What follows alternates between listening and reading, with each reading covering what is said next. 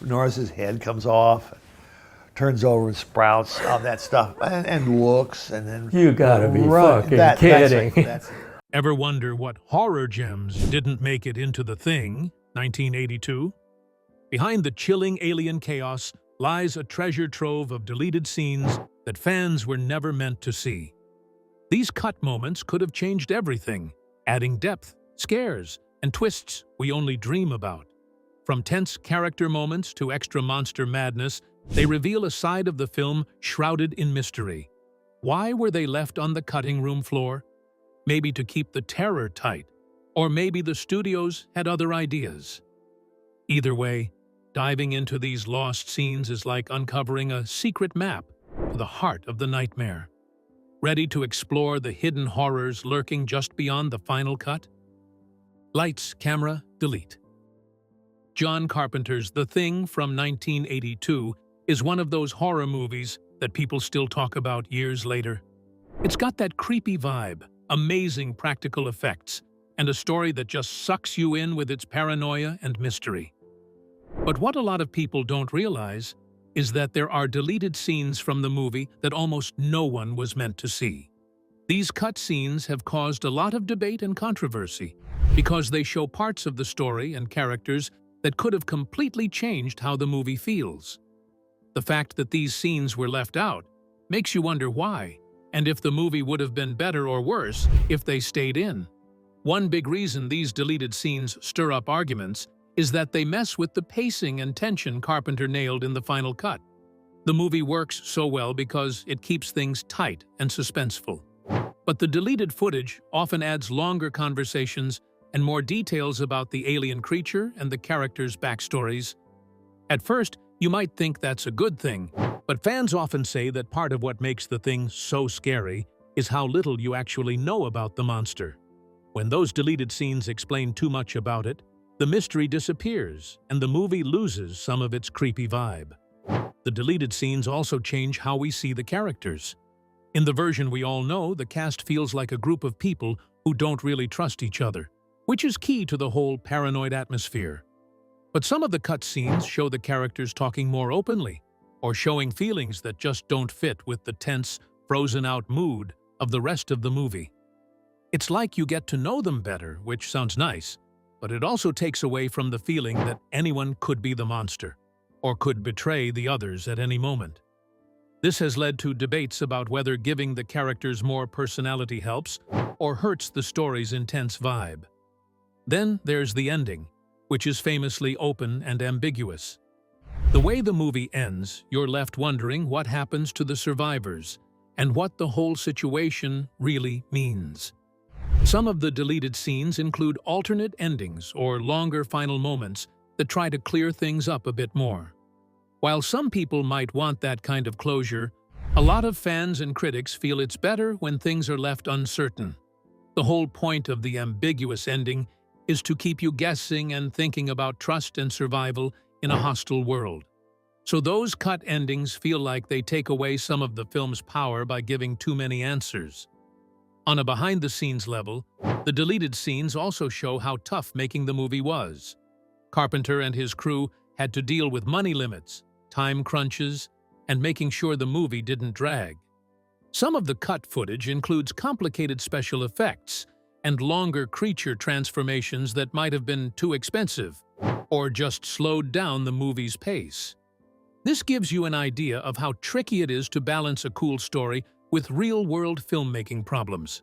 It also shows how the final version of a movie is just as much about what you leave out as what you put in. What makes all this even more interesting is how these deleted scenes stayed hidden for so long. For years, fans didn't get to see them until they started popping up on special edition DVDs or online fan collections. When people finally got a look at what was cut, it sparked a lot of fresh debates. Some think these scenes should be part of an extended cut, so we can see the whole picture. Others say the original movie is perfect the way it is because it keeps the tension and mystery alive. The fact that these scenes were not supposed to be seen kind of shows how much thought goes into deciding what makes a movie work best. In reality, a bunch of scenes from The Thing's original script were cut during post-production, because they dragged the pace and took away from the tension. How did it affect the entire film? Final cut. Director John Carpenter admitted that some of the issues came from his own directing choices. Certain scenes repeated information or just didn't add much. There was even supposed to be a snowmobile chase with the dogs, but that got scrapped due to budget limitations. Carpenter added a new monologue for MacReady that wasn't in the script originally. He wanted to make things clearer for the audience and also highlight MacReady as the camp's reluctant hero. He felt the screenwriter, Bill Lancaster, focused more on group dynamics and didn't give enough attention to individual characters. At the time, horror movies were copying Halloween's jump scare style, which Carpenter wanted to avoid in The Thing. So he cut out some cliché moments, like a body dropping out of nowhere at the Norwegian camp, that felt too overdone. They also shot about 3 minutes of character backstory from Lancaster's script, but most of that didn't make the final cut. One odd scene that didn't make it involved MacReady inflating a blow-up doll while watching Norwegian tapes. That same doll later popped up in a jump scare with Knowles. Some character deaths were changed too. Fuchs, for example, is found burned in the final film, but in a different version, he was shown stuck to a wall with a shovel through him. Knowles originally had a pretty wild ending where he came back partially transformed into a tentacled monster, but in the movie, he just kind of disappears. Carpenter also had a tough time figuring out how to show what being assimilated by the Thing actually looked like. Lancaster's original idea for Bennings's death involved him being dragged under the ice and then slowly turning into the creature, which would have involved a super complex set with hydraulics, dogs, and fire. Way too expensive. So instead, they shot a simpler version where Bennings is attacked off-screen, and it's not totally clear how it all works. To show partial transformation, actor Peter Maloney, who played Bennings, was slathered in KY jelly, orange dye, and fake monster parts. They even reused gloves from a different creature design. Carpenter actually shot several different endings. One was more upbeat. MacReady is rescued and confirmed not infected via blood test. Editor Todd Ramsey thought the original ending was too bleak and wouldn't go over well with test audiences, but Carpenter hated the happier version, saying it felt cheesy. Another version cut Childs out entirely, leaving MacReady all alone to suggest finality and remove the lingering doubt. That one tested only a little better, but the studio liked it more. Carpenter, the producers, and executive Helena Hacker decided to stick with the original ambiguous ending, thinking it fit the film best. Carpenter agreed to add a scream during the outpost explosion to hint that the Thing had been destroyed. Still, not everyone was happy. Universal exec Sidney Sheinberg didn't like how dark it was and pushed for a more heroic ending with swelling music. Carpenter later said that neither version of the ending tested well with audiences, which he saw as a sign that people just wanted something more traditionally heroic. Filming and creatives. Before shooting, artists Mike Ploog and Mentor Hubner put a ton of work into the storyboards. Their drawings were so detailed that many of the final shots in the movie ended up looking almost exactly like their sketches. Cinematographer Dean Cundy pushed to film in anamorphic widescreen format because it let them show off the wide landscapes while still making the scenes feel tight and claustrophobic. That extra space around the characters also helped build tension by suggesting something might be hiding just out of frame. Filming kicked off in 1981 near Juneau, Alaska, in a snow-covered area surrounded by mountains. You can imagine the scenery. Untouched snow for miles, rocky outcrops, and jagged peaks in the distance. Shooting went on for about 3 months. Director John Carpenter, always hands-on, insisted the cast rehearse for 2 weeks before cameras rolled. A rare and expensive move back then because he wanted to get a feel for how scenes would play out ahead of time. After Alaska, they moved the shoot to the Universal lot in California, where it was blazing hot outside, over 100 degrees Fahrenheit. But inside the sound stages, they had to keep things freezing cold to stay true to the story's icy setting. Since they couldn't find a refrigerated space big enough to hold the sets, the crew used tons of portable air conditioners, sealed off the stage, and added moisture using humidifiers and misters to keep the set looking properly cold and frosty. After watching an early rough cut, Carpenter felt the movie had too many scenes of characters just standing around talking. Thanks to him, fans did not have to see the boring parts. What replaced these? To shake things up, he rewrote a few indoor scenes to be filmed outside. These would be shot on location when production moved to Stewart, British Columbia, a remote spot with stunning landscapes and decent access, found by a location scout. On December 2, 1981, around 100 crew members from the US and Canada arrived in Stewart to start the next phase of filming. On the way there, their bus nearly slid off a 500-foot cliff due to snow-covered roads, a close call. Some of the crew stayed in the local mining town, others lived on barges floating on the Portland Canal. Every day, they'd drive 27 miles up a winding road to get to the filming location, which was technically still in Alaska, where the outpost sets had already been built. Those sets had gone up during the summer on rocky ground overlooking a glacier, with the hope that snow would fall in time for filming. Because they were used for both inside and outside scenes, the interiors couldn't be heated above freezing. Otherwise, snow would melt off the roofs. It got so cold that the camera lenses would literally freeze and break. The only solution? Leave the gear outside so it stayed cold enough to work. If they brought it indoors, the lenses fogged up and took hours to clear. Weather delays were constant. Some days, they just couldn't film at all. It took 3 weeks to finish that part of the shoot. Blowing up the outpost set for the film's big finale took 8 hours just to rig. Meanwhile, actor Keith David broke his hand in a car crash right before filming his scenes. He still showed up the next day, but Carpenter sent him to the hospital, where doctors inserted 2 pins. He came back with his hand in a surgical glove, which they covered with a black glove painted to match his skin tone.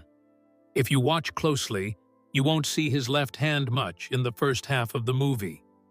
They filmed the scenes at the Norwegian camp later, using the already burned American base as a stand-in. When it came time to blow it all up, some of the camera crew had to hide inside the set with the explosives and then sprint to safety before the big boom. They captured the explosion using 7 cameras all at once. Back then, heavy visual effects weren't common, so the actors had to rely a lot on their imagination. Carpenter would explain what their characters were supposed to be seeing. Sometimes they had puppets to react to, but often it was just a wall or a mark on the ground. Art director John J. Lloyd handled the construction and design of all the sets since they didn't use any real-world locations. Cundy also had the idea to make the sets more cramped and realistic by including ceilings and visible pipes to make everything feel more claustrophobic and lived in. Absolutely, The Thing from 1982 is a legendary horror movie that still gives people chills decades later. Let's find out why it's still talked about to this generation. Horrific but great. It is one of those films that has become a cult classic, not just because of its creepy story, but also due to its amazing practical effects and intense atmosphere. Directed by John Carpenter, who is known for creating iconic horror and sci-fi movies, The Thing really stands out in the genre. The movie is based on a story called Who Goes There? By John W. Campbell Jr., which adds this classic sci-fi twist about alien invasion and paranoia. What makes the film so memorable is how it captures that feeling of complete isolation in a frozen wasteland with a monster that can imitate anyone perfectly. The tension is palpable from start to finish. One of the coolest things about The Thing is how it builds suspense.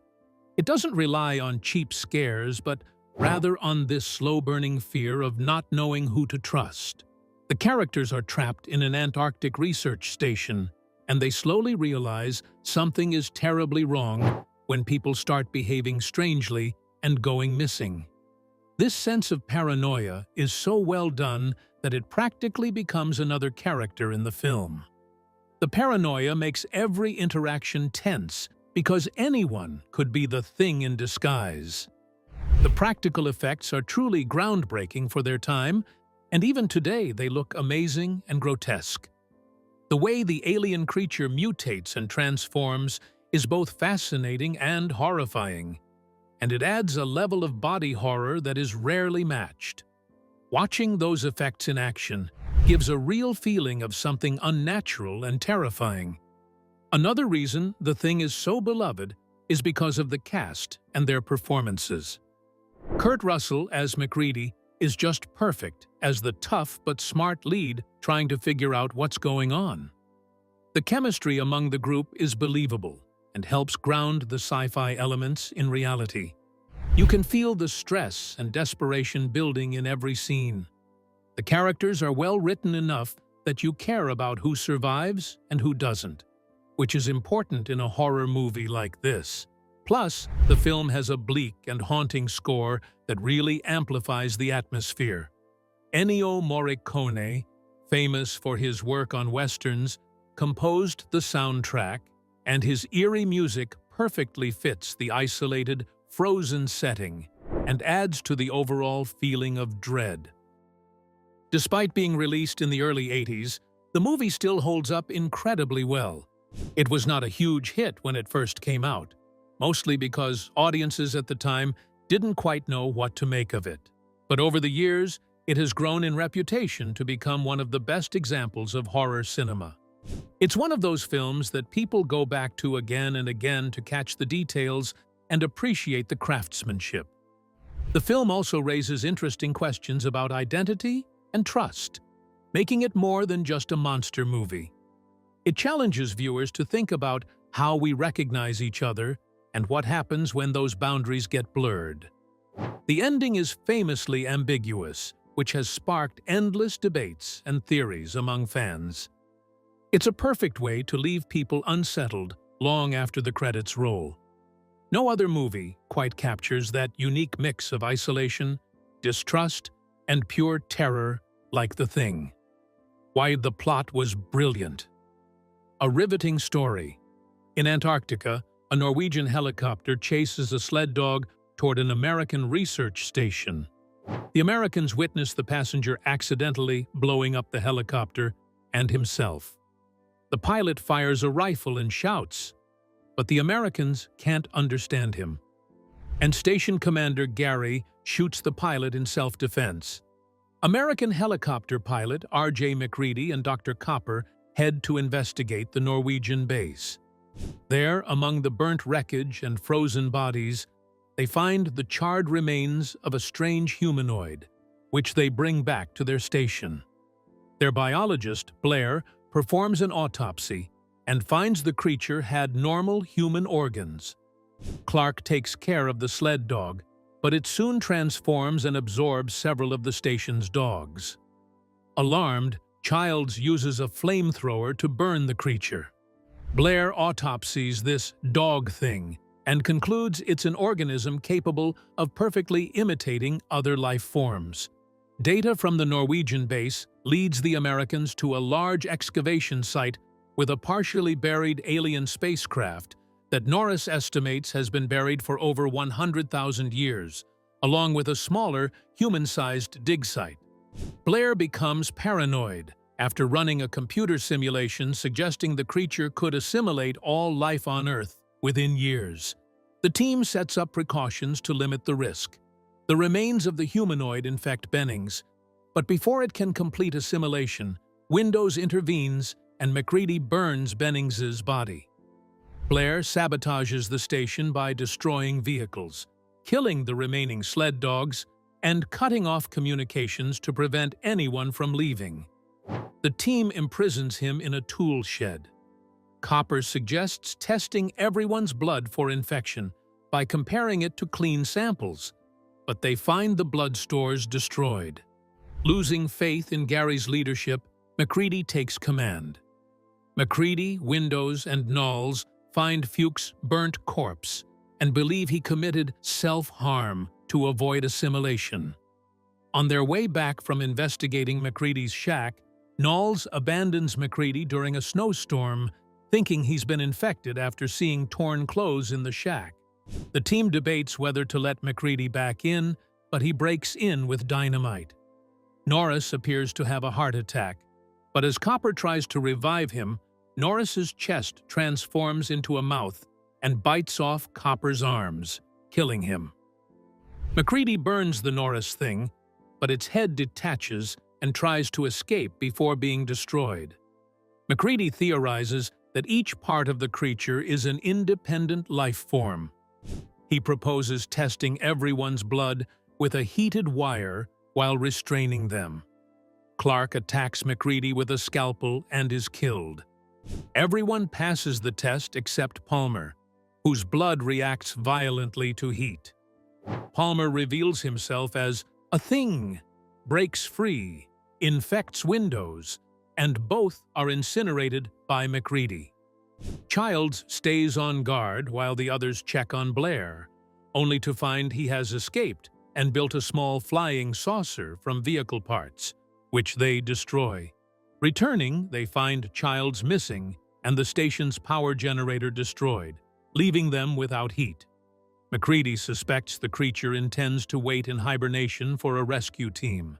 MacReady, Gary, and Knowles agree the thing can't be allowed to survive and set explosives to destroy the station. The Blair thing kills Gary, and Knowles disappears.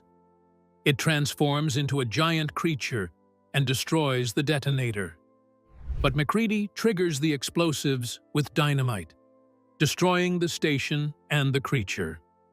As MacReady sits by the burning wreckage, Childs returns, claiming he got lost in the storm while chasing Blair.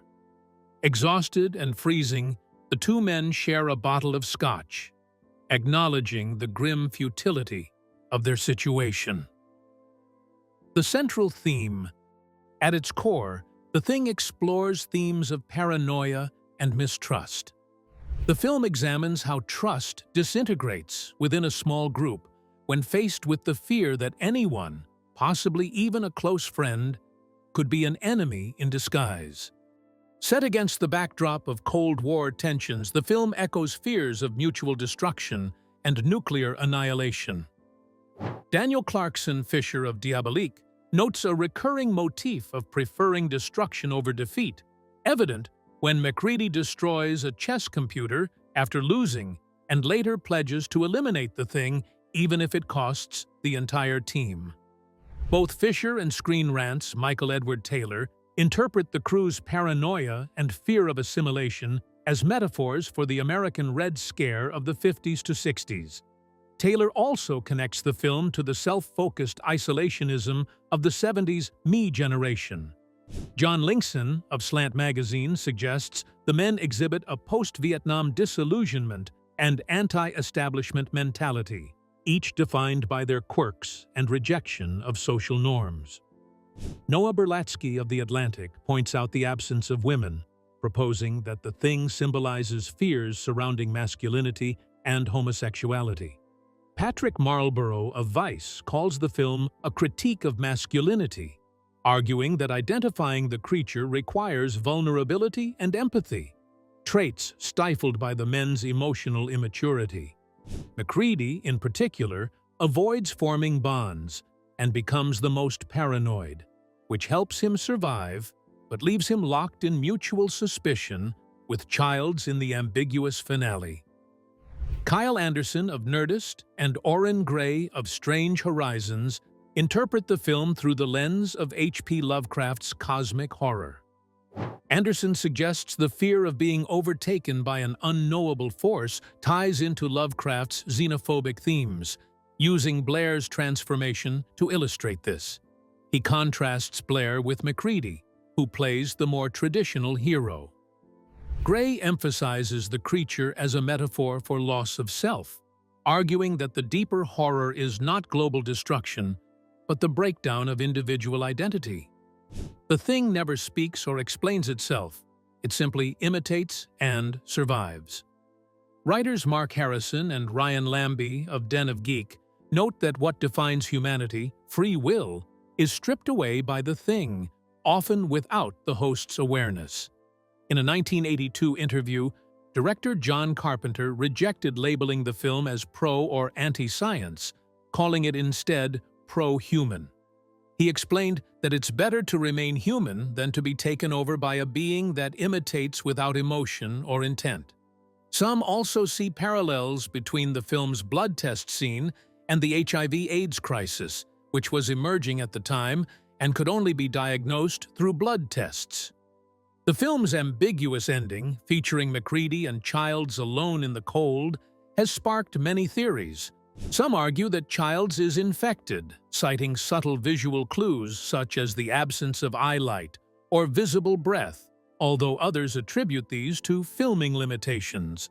Carpenter once considered having MacReady infected, and an alternate ending had him rescued and tested as uninfected. Still, Kurt Russell, who played MacReady, insists that obsessing over clues misses the point. According to him, the film's ending is meant to return viewers to uncertainty. No one knows who they are or whom they can trust. Carpenter has added to the mystery by claiming he knows who the thing is, but won't reveal it. Upon its release, the thing received largely negative reviews, with critics objecting to its bleak tone, anti-authoritarian themes, and graphic special effects. Rotten Tomatoes. Some labeled it the quintessential moron movie of the 80s, instant junk, and a wretched excess. Alan Spencer of Starlog described it as a cold and sterile horror film that felt like a cash grab compared to the hopeful tones of E.T., the return of Star Trek II, the visual polish of Tron, and the integrity of Blade Runner. Many critics found the plot dull and overpowered by its effects. Linda Gross of the Los Angeles Times called the film nihilistic and devoid of emotional weight, making the characters' deaths feel meaningless. Spencer criticized the film's pacing, continuity, and lack of human warmth. David Anson from Newsweek felt the effects were prioritized over suspense and drama, while Dave Kerr of the Chicago Reader called the dialogue flat and the characters indistinguishable. Some, like David Denby, were disappointed the film never explored what it felt like to be overtaken by the alien. Roger Ebert found it scary, but unoriginal beyond its visuals. And Vincent Canby of the New York Times dismissed it as only enjoyable for fans of grotesque effects. While the performances received some praise, critics often found fault with the characters themselves. Ebert and Spencer noted they were thinly written stereotypes meant to be killed off. Richard Schickel of Time praised Kurt Russell as a solid lead, but found the other characters poorly defined. Some reviews also pointed out implausible behavior, such as characters separating without reason, and a lack of camaraderie or romantic interest, which reduced emotional investment. The film's special effects were both applauded and criticized. Though many acknowledged their technical brilliance, describing Rob Bottin's work as inventive and horrifying, others found the gore excessive and even obscene.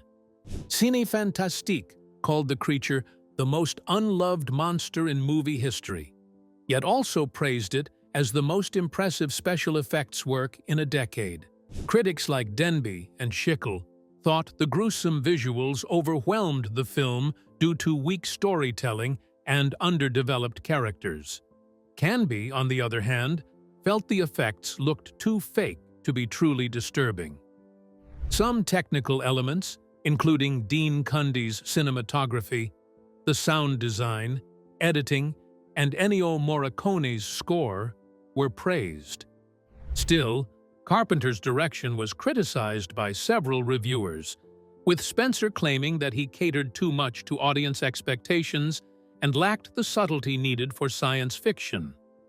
Anson argued that the film indulged in shock for its own sake. The Thing was frequently compared to other sci-fi and horror films like Alien, Invasion of the Body Snatchers, 1978, and The Thing from Another World, 1951, often unfavorably. Some felt it borrowed heavily from these earlier works without matching their quality. Variety and others even considered the 1951 version superior. Members of the earlier film's cast and crew also disapproved. Director Christian Nyby likened The Thing to a bloody commercial for J&B Scotch, while actor Kenneth Tobey criticized the overpowering effects for overshadowing character development. A 1984 review in Phil Hardy's science fiction book called the film a surprising failure, and Carpenter's weakest effort, arguing that it lacked strong narrative and relied too heavily on spectacle. Actor Richard Clennon noted that missing introductory scenes for the characters hindered audience connection, unlike Alien, which took time to build its cast. John Nubbin, writing in Different Worlds magazine, summarized the general sentiment. While the film could be frightening at times, its inability to fully engage the audience ultimately made it feel like just another horror movie. You've seen this video, now go see the film if you haven't. Catch you in our next one.